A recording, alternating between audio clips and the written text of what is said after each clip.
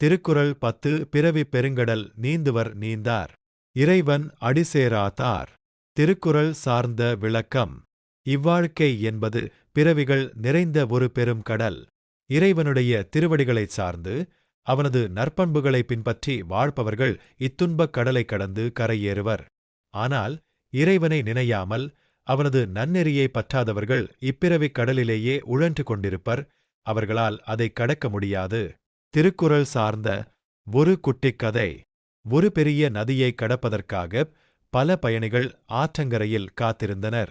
அந்த ஆற்றில் வெள்ளமும் சுழல்களும் அதிகமாக இருந்ததால் நீந்திக் கடப்பது என்பது முடியாத காரியமாக இருந்தது.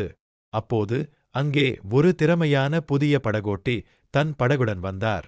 அவர், என்னை நம்பி என் படகில் ஏறுங்கள், உங்களை பத்திரமாக கரையேற்றுகிறேன் என்றார். பயணிகளில் பெரும்பாலோர் படகோட்டியின் அனுபவத்தை மதித்து அவரது படகில் ஏறிக்கொண்டனர். ஆனால் செல்வன் என்ற இளைஞன், நான் பலசாலியாயிற்றே, எனக்கு ஏன் அடுத்தவர் உதவி, நானே நீந்தி விடுகிறேன் என்று அகந்தையுடன் ஆற்றில் குதித்தான். படகில் இருந்தவர்கள் படகோட்டியின் மூலம் ஆற்றின் சுழல்களை கடந்து எளிதாக அக்கரையை அடைந்தனர். ஆனால் ஆற்றில் குதித்த செல்வனோ ஆரம்பத்தில் வேகமாக நீந்தினாலும் சீக்கிரமே ஆற்றின் அலைகளாலும் சுழல்களாலும் திசை மாறி களைப்படைந்து நீந்த முடியாமல் தவித்தான். கதையின் நன்னெறி.